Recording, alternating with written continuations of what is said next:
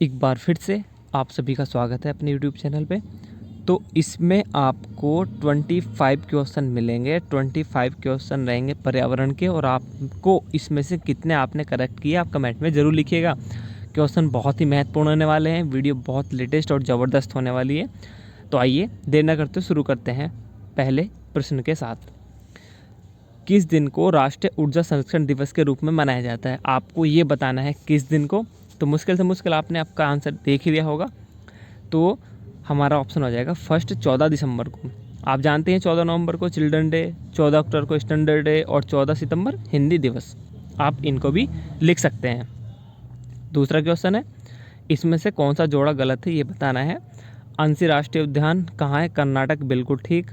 काजीरंगा असम में है, एक सींग वाले गैंडे के लिए प्रसिद्ध है, बिल्कुल ठीक। इंदिरा गांधी राष्ट्रीय उद्यान तमिलनाडु में है, बिल्कुल ठीक। महात्मा गांधी मैरीन राष्ट्रीय उद्यान मध्य प्रदेश में नहीं है, कहाँ है? अंडमान और निकोबार द्वीप में। नंबर 3 क्वेश्चन है, इसमें आपको मिलाना है विश्व जैव विविधता दिवस आपका कब मनाया जाता है? 22 मई। विश्व जल दिवस 22 मार्च। विश्व प्रवासी पक्षी दिवस 8 मई और विश्व वानिकी दिवस 21 मार्च। आपको ध्यान में रखना है और संज्ञान में लेना है। और एक खास चीज़ आपके लिए मैं बता दूं कि इस वीडियो में सबसे ज़्यादा क्वेश्चन वही हैं जो लास्ट वाली वीडियो में मिलेंगे। यानी लास्ट जो पर्यावरण की वीडियो है उसमें सब क्वेश्चन मिलेंगे। उसका लिंक डिस्क्रिप्शन में है, आप वहाँ से लिंक ले लीजिएगा और उसको देखिएगा। नेक्स्ट क्वेश्चन है कि किसने कहा, ये उपदेश किसका था कि सभी जीवदारों के प्रति सम्मान की भावना रखना है? यह रखने का उपदेश दिया था तो वो थे अल्बर्ट स्विट्जर ने। ठीक है। कौन सा जानवर भारत में प्रचुर मात्रा में मिलता था लेकिन अब विलुप्त हो गया?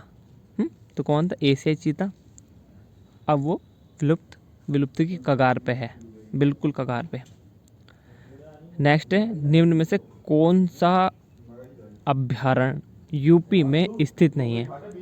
ठीक है, यूपी। इसमें आपको ये देखना है कि यूपी में कौन सा नहीं है।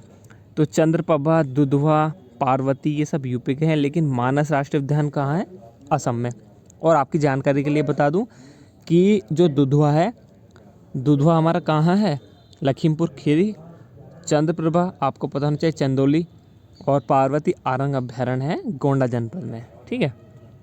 नेक्स्ट है कि राष्ट्रीय पर्यावरण अभियांत्रिकी अनुसंधान संस्थान स्थित है कहाँ पर है? ये बताना है आपको। तो ये हमारा कहाँ है?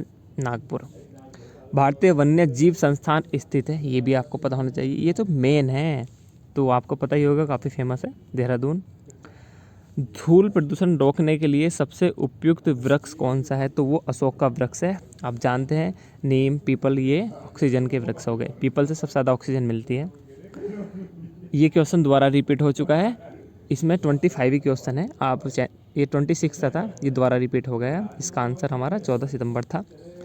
विश्व पृथ्वी दिवस कब मनाया जाता है? अभी ऊपर जिक्र किया था मैंने। तो कब मनाया जाता है? 22 अप्रैल को। और 22 मई को जैव विविधता दिवस अभी बताया था आपको। और 21 मार्च को क्या बताया था? विश्व वानिकी दिवस। और 22 मार्च विश्व जल दिवस। भारत का सबसे पहला राष्ट्रीय उद्यान कौन सा है? This is very most. कौन सा है? Jim Corbett. अब इसके बारे में देख लीजिएगा, 1936 में ये हेली नेशनल पार्क के रूप में इसकी स्थापना हुई थी। उसके बाद ये जिम कॉर्बेट बन गया था भारत का पहला राष्ट्रीय उद्यान। अगला क्वेश्चन है कि पगमार्क तकनीक का प्रयोग क्यों किया जाता है या किस चीज़ के लिए किया जाता है? तो जो पगमार्क तकनीक है उसका प्रयोग विभिन्न वन्य जंतुओं की जनसंख्या के आकलन के लिए, याद रखिएगा। देश में वन्य जीव संरक्षण अधिनियम, ये तो सभी को पता होगा, कब लागू हुआ था? ठीक है, तो ये 1972 में लागू हुआ था। ठीक है। अब देखो, 2 क्वेश्चन बहुत मेन है और ये बहुत पूछे जाते हैं एग्जाम में, क्योंकि ये हमारे पॉलिटी से भी रिलेटेड है।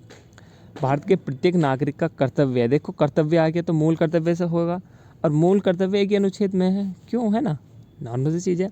इसमें बताया कि प्राकृतिक पर्यावरण का संरक्षण एवं सुधार, यह कथन भारतीय संविधान के किस अनुच्छेद में है?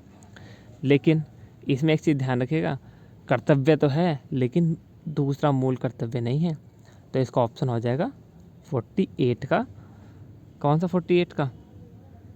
48 का ए नहीं, देखो दोनों में कन्फ्यूज मत होइएगा, एक बार मैं दोबारा से रिपीट कर देता हूँ, कन्फ्यूज मैं खुद हो रहा था। तो भारत के प्रत्येक नागरिक का कर्तव्य होगा कि प्राकृतिक पर्यावरण के संरक्षण एवं सुधार के लिए क्या करना होगा। तो ये 51 के फर्स्ट में है, क्योंकि इसमें कर्तव्य आ गया, मूल कर्तव्य। लेकिन इसमें राज्य देश के पर्यावरण के संरक्षण तथा उसमें संवर्धन और वन तथा जीवों की रक्षा का प्रयास करेगा। यह कथन भारतीय संविधान के किस अनुच्छेद में है। तो ये हमारा बैठ जाएगा 48 का फर्स्ट। इसमें ए नहीं था, क्योंकि 48 का ए होता तो बात लगती, लेकिन वो मूल, ये हमारा क्या है, नीति निर्देशक तत्व में है। ऊपर का हमारा क्या है, मूल कर्तव्य में। ध्यान रखिएगा, मैं भी थोड़ा पढ़ा नहीं था, मैंने एकदम वीडियो बना के एकदम ले आया आपके सामने। इसके बाद है मॉन्ट्रियल प्रोटोकॉल किससे संबंधित है। तो आपको पता ही होगा, ये ओजोन 6 से है। क्यों? क्योंकि 1987 में ये हुआ था, उसके बाद और तभी से 1987 से ही 16 सितंबर को ओजोन क्षरण दिवस या विश्व ओजोन दिवस के रूप में मनाया जाता है। ठीक है, और ये 1989 से प्रभावी हो चुका था। डोडो पक्षी का नाम आपने काफ़ी सुना होगा। ठीक है, तो डोडो पक्षी के बारे में बता दें। तो डोडो पक्षी जो विलुप्त हो गया है वो कहाँ से था। 4 ऑप्शन है आपके पास, कहाँ से था, मॉरिशस। अगला क्वेश्चन है, भारत के किस राज्य में उसके क्षेत्रफल का अधिकतम प्रतिशत राज्य राष्ट्रीय उद्यानों संरक्षित क्षेत्रों के अंतर्गत आता है। किसका आता है। तो हमारा हो जाएगा सबसे ज़्यादा कहाँ है, सिक्किम में। इससे अगला है कि पेयजल को शुद्ध करने के लिए एक आप कह सकते हैं पोटेशियम पर मैंगनेट का प्रयोग किया जाता है, क्योंकि क्या है कि उपचायक है। किसका, ऑक्सीकारक, उपचायक है ना। ठीक, अगला देख लीजिएगा कि भारत के एनिमल वेलफेयर बोर्ड का मुख्यालय कहाँ है। तो इसका ऑप्शन हो जाएगा आपका बल्लभगढ़। बल्लभगढ़ ये कहाँ है, फरीदाबाद यानी हरियाणा में। नेक्स्ट है, सामाजिक वानिकी में प्रयुक्त बहुउद्देशीय वृक्ष का एक उदाहरण है। कौन सा उदाहरण है, सामाजिक वानिकी, याद रखिएगा सामाजिक वानिकी। तो इसमें हो जाएगा आपका ऑप्शन नंबर डी यानी खेजरी। नेक्स्ट, निम्न में से कौन सा युग्म सही सुमेलित है। नौकरेक, वन्य जीव विहार, असम, दुधवा। सही सुमेलित तो एक ही लग रहा है मुझे, दुधवा, क्योंकि दुधवा आपको पता ही होगा कहाँ है, यूपी में।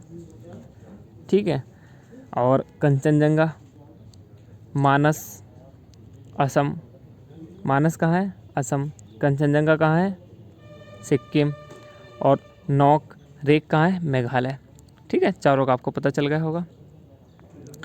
इसके बाद है कि भूमि संरक्षण की जिस विधि में पहाड़ी ढलान को काटकर सीढ़ियाँ बना दी जाती है उसका नाम क्या है। तो इसकी जो ऑप्शन होगा वो हो जाएगा सोपान कृषि। ये क्यों फेमस है, क्योंकि होता क्या है कि उत्तराखंड में इस विधि का सबसे ज़्यादा प्रयोग किया जाता है। मतलब समोच्च रेखीय जुताई से जो जल प्रवाह होता है उसको कम करने के लिए, मृदा अपरदन वगैरह बचाने के लिए इसका प्रयोग किया जाता है। सॉरी, किसने कहा था कि पर्यावरण प्रबंधन की संकल्पना सामान्य पर्यावरण मॉडल से संबंधित होती है। तो ये था हमारा डेनियस मोडोज ने। और सबसे नेक्स्ट है हमारा कि कोयला तथा खनिज तेल किस प्रकार के संसाधन हैं। तो ये आपको पता होना चाहिए किस प्रकार के संसाधन है, अनव्यय। ठीक है, तो ये गाइस आज का वीडियो रहा और आपको बताना है कि आपने इसमें से कितने क्वेश्चन बिल्कुल सही किए। 25 में से आपने कितने सही किए। और मिलते हैं फिर से एक न्यू और बहुत अच्छे। देखो मैं ऐसे करता हूँ कि जो क्वेश्चन मैंने बनाए हैं इससे पहले, और आपको अगर डीप में पढ़ना है यानी बेसिक से पढ़ना है तो लास्ट वीडियो पर्यावरण की पूरी प्लेलिस्ट है, उसके भी लिंक मैं नीचे दे दूंगा डिस्क्रिप्शन में। आप इनको अच्छे से देख सकते हैं। पहले आप बेसिक क्लियर कीजिए, उसके बाद आपको क्वेश्चनों पे आना है। नेक्स्ट वीडियो में बेसिक की लेके आऊँगा, उसके बाद में क्वेश्चंस लेके आऊँगा। तो गाइज़ तब तक के लिए आप सभी का स्वागत और मिलते हैं फिर से अगली वीडियो में। Thank you so much.